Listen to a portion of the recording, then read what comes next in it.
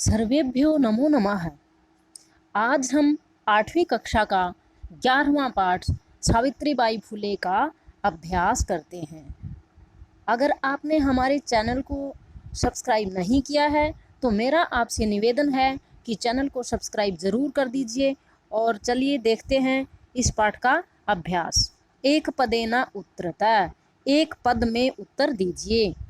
का कीदृशीनां कुरीतीनां, कैसी कुरीतियों का सावित्री ने मुखरम अत्यधिक या मुखर विरोधम आक्रोध विरोध किया। तो सावित्रीबाई ने कैसी कुरीतियों का विरोध किया था? सावित्रीबाई ने सामाजिक कुरीतियों का विरोध किया था। तो हम लिखेंगे सामाजिक कुरीतीनाम, सामाजिक बुराइयों का। अगला है के कूपात जलोद्धरणम अवार्यन, किसने कुएं से पानी भरने के लिए रोका? तो किसने रोका था? उच्च वर्ग की महिलाओं ने। अगला है का सवा दृढ़ निश्चयात न विचलती, कौन अपने पक्के इरादे से विचलित नहीं हुई? तो यहाँ आएगा सावित्रीबाई। सावित्रीबाई अपने पक्के इरादे से विचलित नहीं हुई। विधवानां शिरोमुंडनस्य निराकरणाय सा कई मिलिता, विधवाओं के शिरोमुंडन को रोकने के लिए वह किससे मिली? तो वह किससे मिली थी? नाई से। तो यहाँ आएगा नापितई, नाई से।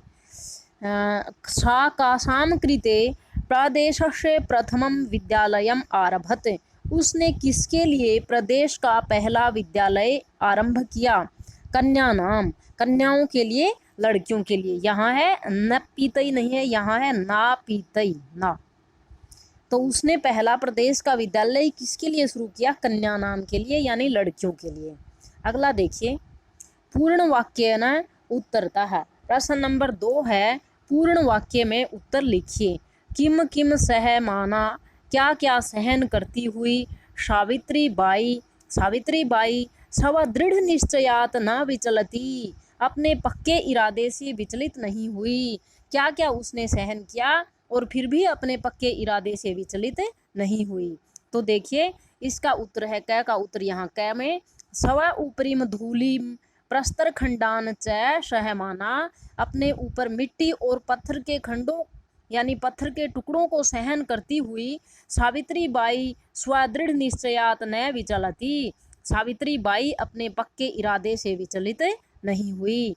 अगला देखिए, सावित्रीबाई फुले महोदयायाः, सावित्रीबाई फुले महोदया के पितरों, माता और पिता, पितरों का मतलब है माता और पिता का नाम किम आसीत, नाम क्या था? सावित्रीबाई के माता और पिता का क्या नाम था? तो देखिए, सावित्रीबाई फुले महोदयायाः, सावित्रीबाई फुले महोदय के मातुः नाम लक्ष्मीबाई, माता का नाम लक्ष्मीबाई, और पितुः नाम खंडोजी आसताम, पिता का नाम खंडोजी था।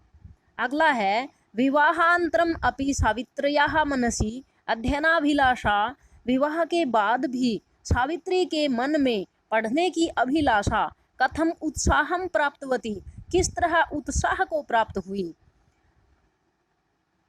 तो देखिए इसका उत्तर है विवाहांतरम अपि, विवाह के बाद भी सावित्र्याः मनसि, सावित्री के मन की अध्ययनाभिलाषा, पढ़ने की इच्छा, स्वपत्युः अपने पति के प्रयत्न से उत्साहम प्राप्तवती, उत्साह को प्राप्त हुई। अगला देखिए, जलम पातुम निवार्यमाणाः, जल पीने के लिए रोकी जाने पर नारी ही महिलाओं को शाकुत्रा नीतवती किम चा आकथ्यत, वह कहाँ ले गई? वह अर्थात कौन? सावित्रीबाई कहाँ ले गई? किम चा आकथ्यत, और उनको उसने क्या कहा? तो देखिए, जलम पातुम निवार्यमाणा नारी, ये तो प्रश्न का भाग ही है। पानी पीने के लिए रोकी जाने पर महिलाओं को वह कहाँ ले गई? अपने घर में ले गई। निज गृहम नीतवती, अपने घर में ले गई। अकथ्यत च और अकथ्यत कहा, और कहा यथेष्टम जलम नयत, जितना चाहिए उतना पानी ले लो। अगला है, काशाम संस्थानाम स्थापनायाम, किन संस्थाओं की स्थापना के लिए फुले दंपत्योः, फुले पति पत्नी अर्थात सावित्रीबाई और उसके पति का अवदानम महत्वपूर्ण, योगदान महत्वपूर्ण है, अर्थात कौन सी संस्थाओं की स्थापना उन्होंने की। इसका उत्तर है महिला सेवा मंडल। एक संस्था उन्होंने स्थापित की महिला सेवा मंडल, और दूसरी शिशु हत्या चय, और शिशु हत्या संस्थानाम स्थापनायाम, संस्थाओं की स्थापना के लिए फूले दंपत्तयो हो, फूले दंपत्ति का अवदानम महत्वपूर्णम, योगदान महत्वपूर्ण है। अगला देखिए, सत्यशोधक मंडल से उद्देश्यम किम आसीत। सत्यशोधक मंडल का उद्देश्य क्या था। जो सत्यशोधक मंडल उन्होंने स्थापना की उनका उद्देश्य क्या था। सत्यशोधक मंडल से उद्देश्यम, सत्यशोधक मंडल का उद्देश्य था उत्पीड़िता नाम समुदाया नाम, जो उत्पीड़ित समुदाय थे, जो दुखी समुदाय थे, दूसरों के द्वारा जो परेशान किए गए समुदाय थे, उनको स्वाधिकारान प्रति, अपने अधिकारों के प्रति जागरणम आसित, जागृत करना उनका उद्देश्य था, सत्यशोधक मंडल का उद्देश्य था। अगला है, तानी अधिकृते रेखांकित पदों को आधार मानकर प्रश्न निर्माणम कुरुता, प्रश्न निर्माण कीजिए। रेखांकित पदों को आधार मानकर, जिनके नीचे रेखा खींची गई है, उन पदों को आधार मानकर प्रश्न निर्माण करना है। तो पहला देखिए, सावित्री बाई किसके नीचे लाइन है, कन्या भी के नीचे, कन्या भी, सावित्री बाई कन्या भी सविनोदम आलपंती अध्यापने संलग्ना भवती स्म। सावित्री बाई कन्याओं के साथ मनोरंजन पूर्वक बात करती हुई अध्यापन में लगी हुई थी। तो इसकी जगह कन्याओं के साथ अगर प्रश्न बनाएंगे तो यहाँ बनेगा किसके साथ, तो इसकी जगह आ जाएगा का भी, और पूरी लाइन बनेगी सावित्री बाई का भी ही सविनोदम आलपंती अध्यापने संलग्ना भवती स्म, और यहाँ क्वेश्चन मार्क्स लग जाएगा पूरी लाइन के बाद में। अगला देखिए, सा महाराष्ट्र से, वह महाराष्ट्र की प्रथमा महिला शिक्षिका आसीत, पहली महिला अध्यापिका थी। महाराष्ट्र की, इसका प्रश्न बनाएंगे तो बनेगा किसकी, किसकी, महाराष्ट्र से कश्य, यहाँ जाएगा कश्य, और पूरा वाक्य बनेगा सा कश्य प्रथमा महिला शिक्षिका आसीत, वह किसकी पहली महिला शिक्षिका थी। और जैसे ही हम जब प्रश्न निर्माण करके पूरा वाक्य लिखते हैं तो वाक्य के अंत में हमेशा प्रश्नवाचक चिन्ह लगाना मत भूलिए। अगला है, सा स्वपतिना सह, वह अपने पति के साथ कन्या नाम कृते, लड़कियों के लिए प्रदेश से, उसने अपने पति के साथ लड़कियों के लिए प्रदेश का प्रथम विद्यालय शुरू किया। कन्या नाम कृते, कन्याओं के लिए, तो किसके लिए, यहाँ आएगा काशाम। सा स्वपतिना सह काशाम प्रति, काशाम कृते प्रदेशस्य प्रथमं विद्यालयम् आरभते। अगला है, तया मनुष्याणां समानतायाः स्वतंत्रतायाश्च, उसके द्वारा मनुष्यों की समानता और स्वतंत्रता के पक्ष में सदा समर्थन किया गया। तो मनुष्याणां समानतायाः, मनुष्यों की समानता, किसकी समानता, तो तया केषां समानतायाः स्वतंत्रतायाश्च पक्षः सर्वथा समर्थितः है। अगला है, साहित्य रचनया अपि, साहित्य रचना के द्वारा भी सावित्री महीयते, सावित्री का योगदान है या सावित्री की महानता है। तो यहाँ किसकी महानता है, तो यहाँ आएगा का सावित्री की, पूरा वाक्य हम लिख देंगे। अगला देखिए, यथा निर्देशम उत्तरतः, जैसा निर्देश दिया गया है वैसा ही हमें उत्तर लिखना है। तो पहली लाइन क्या कहती है, देखिए, इदम चित्रम पाठशालायाः वर्तते, यह चित्र पाठशाला का है, यह चित्र पाठशाला का है। अत्र यहाँ वर्तते इति क्रियापदस्य, वर्तते जो क्रिया है इसका कर्तृपदम किम, इसका कर्ता कौन है। वर्तते है तो क्या है, चित्रम, यह चित्र पाठशाला का है, तो इसमें कर्ता आएगा चित्रम, क्या आएगा कर्ता, चित्रम। तो इसका उत्तर हम लिखेंगे अत्र वर्तते इति क्रियापदस्य कर्तृपदम, यहाँ तक ये लाइन पूरी लिख देंगे और किम की जगह लिख देंगे चित्रम, और ये इसका उत्तर हो जाएगा। अगला देखिए, तस्याः स्वकीयम अध्ययनम अपि, उसका खुद का अध्ययन भी सहैव प्राचलति, साथ साथ में चल रहा था। अस्मिन् वाक्य विशेष्य पदम किम, इसका वाक्य में विशेष्य क्या है, विशेष्य होता है जिसकी विशेषता बताई जाए। तो यहाँ तस्या उसका स्वकीयम अध्ययनम अपना अध्ययन, तो अध्ययन अपना, अपना विशेषण है और ये विशेषण किसका है, अध्ययनम का। तो यहाँ विशेष्य पद क्या है, अध्ययनम। तो ये लिखेंगे हम अस्मिन वाक्य विशेष्य पदम अध्ययनम, किम की जगह लिख देंगे अध्ययनम। तो ये हो जाएगा हमारा प्रश्न नंबर 2 का उत्तर। अगला देखिए प्रश्न नंबर ग, अपि यूयम इमाम महिलाम जानित है, क्या तुम इस महिला को जानते हो। अस्मिन वाक्य, इस वाक्य में यूयम इति पदम, जो यूयम पद है वो केभ्य प्रयुक्तम, किसके लिए प्रयुक्त हुआ है।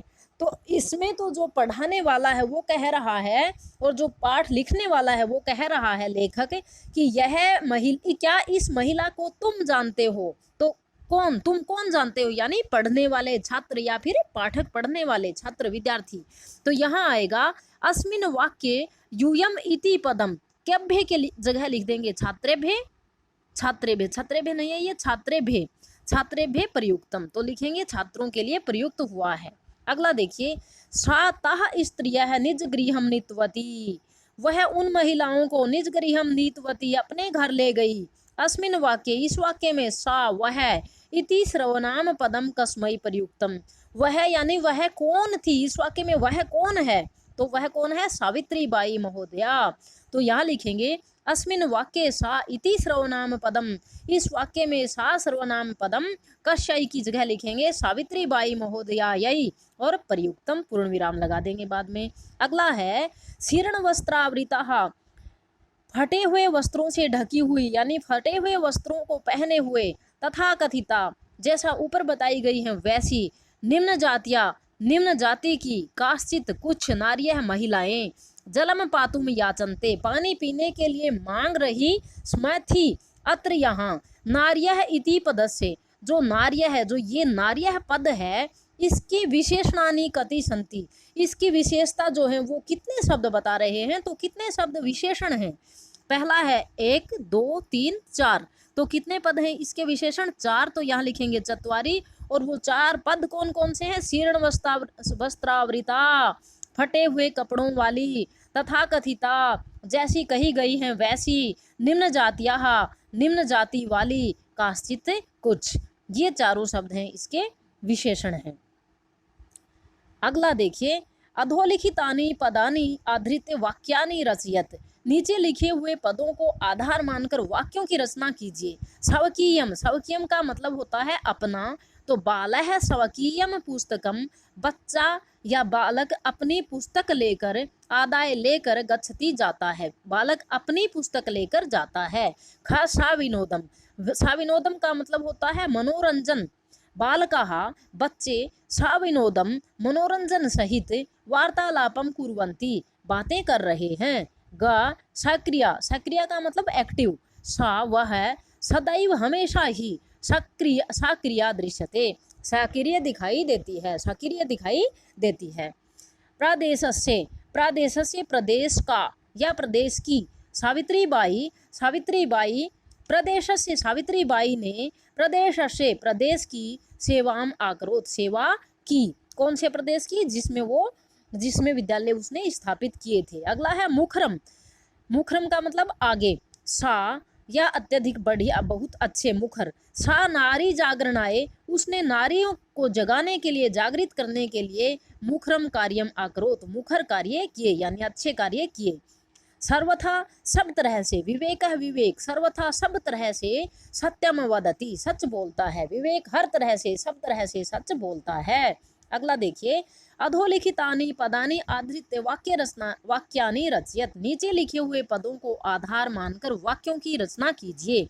ऊपरी का मतलब होता है ऊपर, वृक्षस्य ऊपरी खगाः तिष्ठन्ति, पेड़ के ऊपर पक्षी बैठे हैं, पेड़ के ऊपर पक्षी बैठे हैं। आदानम, लेन, लेना या आदान प्रदान, लेन देन। विद्यायाः आदानम प्रदानम, विद्या का लेन देन, सदैव कुर्यात, हमेशा करना चाहिए।